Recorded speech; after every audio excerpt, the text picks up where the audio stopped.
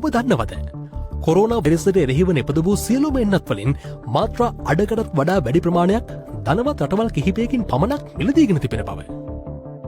ඩියුක් විශ්වවිද්‍යාලයේ ගෝලීය සෞඛ්‍ය නවෝත්පාදන මධ්‍යස්ථානයේ නිකුත් කළ වාර්තාවකට අනුව ඇමරිකා එක්සත් ජනපදයේ සිය ජනගහනයෙන් අඩකට කොවිඩ්-19 පළමු මාත්‍රාව ලබා දීම සම්පූර්ණ කිරීම ආසන්නයේ සිටිනවා. නමුත් අඩු ආදායම් ලබන දුප්පත් රටවල් සියල්ලම ලබාගෙන තිබෙන්නේ නිෂ්පාදිත එන්නත් මාත්‍රාවලින් 9% පමණ ප්‍රමාණයක් පමණයි. උදාහරණයක් විදිහට අප්‍රිකාවේ ගිනියා රාජ්‍යයට තවමත් තම රටේ ජනගහනයෙන් 1%කටවත් එන්නත් මාත්‍රා ලබාදීමට හැකියාව ලැබිලා නැහැ. එන්නත් බෙදාහැරීම දිගින් දිගටම මේ විදිහට සිද්ධ වුණොත් දුප්පත්ම රටවල ජනගහනයෙන් බහුතරයකට ප්‍රතිශක්තිය ලබා දෙන්න තවත් වසර 2ක්වත් ගත වේවි. මෙහෙම වෙන්න හේතුව මොකක්ද?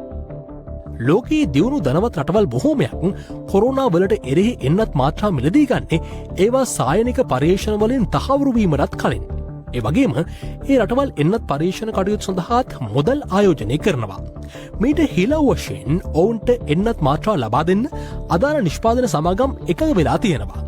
උදාහරණයක් වශයෙන් එක්සත් ජනපදයේ ඇමරිකානු ඩොලර් බිලියන 1.2ක් ඇස්ට්‍රාසෙනිකා එන්නතේ පර්යේෂණ කටයුතු සඳහා ආයෝජනය කළේ පසුගිය වසරේ මැයි මාසයේදී.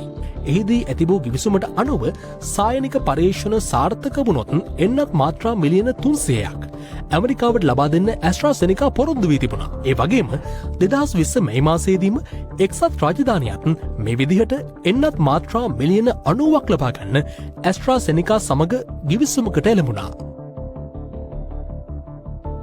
මේ ආකාරයෙන් 2020 වසර තුළ එක්සත් ජනපදය, එක්සත් රාජධානිය, කැනඩාව සහ ජපානය යන රටවල් එන්නත් මාත්‍රා ලබා ගැනීම සඳහා ඇස්ට්‍රාසෙනිකා, ෆයිසර් බයෝඑන්ටෙක්, මොඩර්නා සහ නොවාවැක්ස් යන ආයතන සමග ගිවිසුම් ඇති කරගත්තා.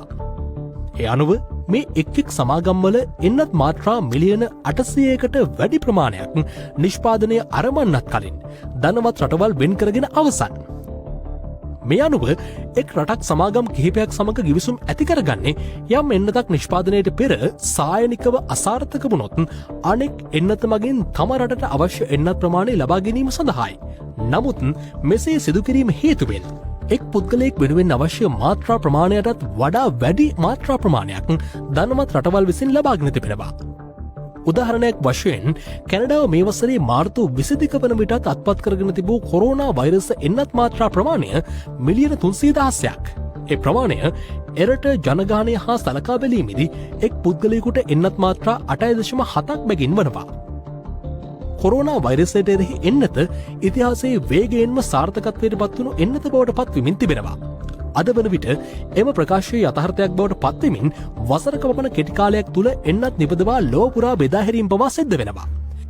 මිට හේතු වුණේ වසර 10ක් ගතවන ක්‍රියාවලිය වසරකින් සම්පූර්ණ කර එන්නත් නිෂ්පාදනය සඳහා අවශ්‍ය මිනිස් ධර්ම, තාක්ෂණය සහ පහසුකම් සපයා ගැනීම වේගවත්ව සිදුවීමයි. ධනවත් රටවල් මේ වෙනුවෙන් කිසිදු පැකිලීමකින් තොරව මුදල් ආයෝජනය කිරීම මීට හේතු වුණා.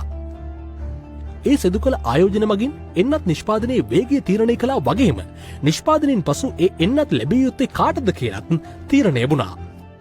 ලෝක ජනගහනයෙන් 10%ක් පමණ වෙන මේ රටවල් සමස්ත කොරෝනා එන්නත් නිෂ්පාදනයෙන් 50%කටත් වැඩි ප්‍රමාණයකට හිමිකම් කියනවා. මේ තත්ත්වය නිසා දුප්පත් රටවලට එන්නත් ලැබෙන්නේ කොහොමද? ලෝක සෞඛ්‍ය සංවිධානයේ මේ සම්බන්ධ ක්‍රියාකලාපය පිළිබඳව අපි දැන් සොයා බලමු. කොවැක්ස් සාර්ථකද? කොවැක්ස් සංවිධාන එකතුව සැලසුම් කළේ ධනවත් රටවල් ඍජුවම එන්නත් නිපදවන සමාගම් සමග ද්විපාර්ශ්වයේ ගනුදෙනු සිදු කිරීම වළක්වා ඒ වෙනුවට ඔවුන්ගේ මුදල් කොවැක්ස් වෙත ලබා ගැනීමටයි. මේ නිසා එන්නත් නිපදවන සමාගම් සහ නිෂ්පාදන සමාගම් සමග ගිවිසුම ඇති කර ගැනීමේ කාර්යය සිදු කරන්නේ කොවැක්ස් විසින්. මේ නිසා ධනවත් රටවලට ලැබෙන ප්‍රධාන වාසිය තමයි ද්විපාර්ශ්වික ගිවිසුම් කිහිපයක් සමාගම් කිහිපයක් සමග ඇති කරගන්නවට වඩා කොවැක්ස් සමග එක් ගිවිසුමක් ඇති කර ගැනීමෙන් මූල්‍ය අවධානම අඩුවීමයි. අනෙක් අතට ලොව ඉහළම සෞඛ්‍ය ආයතන ත්‍රිත්වයක් එක්ව එන්නත් මිලදී ගැනීමේදී අඩු පිරිවේගකින් එය සිදු කර ගැනීමටද අවස්ථාවක් ලැබෙනවා. ඒ වගේම කොවැක්ස් සංවිධාන එකමුතුව කොරෝනා එන්නත් නිපදවන ප්‍රධාන සමාගම් සියල්ල සමග ගිවිසුම්ගත වන නිසා යම් එන්නතක් අසාර්ථක වීමේ පාඩුව ආයෝජනය කරන රටවලට ගැටලුවක් වෙන්නෙත් නැහැ.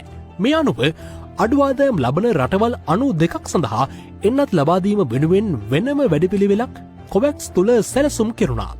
ඒ අනුව ධනවත් රටවලින් සහ වෙනත් පුණ්‍යාධාර ආයතන වලින් වෙනම මුදල් ආධාර ලබාගෙන අරමුදලක් පිහිටුවා ඒ මුදලින් අඩු ආදායම් ලබන රටවල් වෙනුවෙන් එන්නත් මිලදීගෙන බෙදා හැරීම සැලසුම් කෙරුණා. කොවැක්ස් සංවිධාන එකමුතුව සමග ධනවත් රටවල් සහ දුප්පත් රටවල් මේ එකඟතාවයට පැමිණියේ නම් එන්නත් නිපදවා අවසන් වූ වහාම ලෝකයේ සියලු රටවලට එන්නත් බෙදා හැරීම එකවරම සාධාරණව සිදු කරන්නට ඉඩ තිබුණා. නමුත් ගැටලුව වුණේ කොවැක්ස් සංවිධාන එකමුතුව පිහිටුවා ගන්නේ ධනවත් රටවල් බොහෝමයක් එන්නත් නිෂ්පාදන සමාගම් සමග දීපාර්ශ්වික ගිවිසුම් වලට එළඹීමෙන් පසුවයි. මිනිසා කොවැක්ස් සමග එකතු වෙන්න ධනවත් රටවල් උත්සුක වුණේ නැහැ. මේ හේතුවෙන් මූලික සැලසුම හරියාකාරව ක්‍රියාත්මක වුණේ නැහැ. නමුත් කොවැක්ස් විසින් දෙයාකාරයකට මෙන්නත් ලබා ගැනීම සඳහා ධනවත් රටවලට ඉඩ ලබා දුන්නා. ෆෝබ්ස් සංග්‍රහව පසුගිය දෙසැම්බර් මාසයේ ඉදිරිපත් කළ වාර්තාවකට අනුව ලෝක සෞඛ්‍ය සංවිධානයේ 2021 වසර අවසන් වන විට අඩු ආදායම් ලබන රටවල් 92ක් සඳහා එන්නත් මාත්‍රා බිලියන 2ක් ලබා දීමට කර ඇති සැලසුම අසාර්ථක වන බව පෙන්වා දී තිබුණා. එය සත්‍යයක් බවට පත්වෙමින් 2021 අප්‍රේල් වන විටත් ඔවුන් මිලදීගෙන තිබුණේ එන්නත් මාත්‍රා බිලියන 1.1ක් පමණයි. එයනුත් බෙදාහැරීම සිදු කර තිබෙන්නේ එන්නත් මාත්‍රා මිලියන 45ක් පමණයි. නමුත් ඇමරිකා එක්සත් ජනපදය තුළ පමණක් මේ වන විට බෙදාහැර ඇති එන්නත් මාත්‍රා ගණන මිලියන 231ක්. දැනට ලැබී තිබෙන දත්තානුව ශ්‍රී ලංකාවේ ජනගහනයෙන් එන්නත් මාත්‍රා ලබාදීම් සිදු වෙලා තිබෙන්නේ ලක්ෂයකට 4243ක් පමණයි. ඉන්දියාවේ මේ අගය 9488ක්. පාකිස්තානයේ 369ක් පමණයි. ආසියානු කලාපයේ තත්ත්වය මෙසේ වෙද්දී අප්‍රිකාවේ තත්ත්වය තවත් ඛේදජනක අඩියකයි පවතින්නේ. නමුත් ඇමරිකා එක්සත් ජනපදයේ ජනගහනයේ ලක්ෂයකට එන්නත් මාත්‍රා 65790ක් ලබා දී තිබෙනවා. ඊශ්‍රායලයේ ඒ අගය 1,14,518ක්. මේ ගැන තොරතුරු සියල්ල The Washington Post වෙබ් අඩවියෙන් ඕනෑම කෙනෙකුට ලබා ගන්න පුළුවන්. කොහොම වුණත් ලෝකයේ 21 වන සේවසත් පසු කරමින් සිටින අවධියක තවමත් වසංගත සඳහා පවතින සූදානම ගැටලුකාරී වනවා. ආදායම් බෙදී යාමේ විෂමතාවය සියලු මිනිසුන්ට යහපත් සෞඛ්‍යයක් ලැබීමේ අයිතිවාසිකම උල්ලංඝනය කරමිනුයි පවතින්නේ. අනාගතයේ සඳහාවත් මීට වඩා හොඳ සැලසුමකින් මුහුණ දිය යුතු බව පසක් කර දෙන්නට කොරෝනා වසංගතයට හැකි වුණත් එයින් පාඩම් ඉගෙන ගන්නේ දුප්පත් රටවල් පමණක්ද යන ප්‍රශ්නය ඉතිරි වනවා.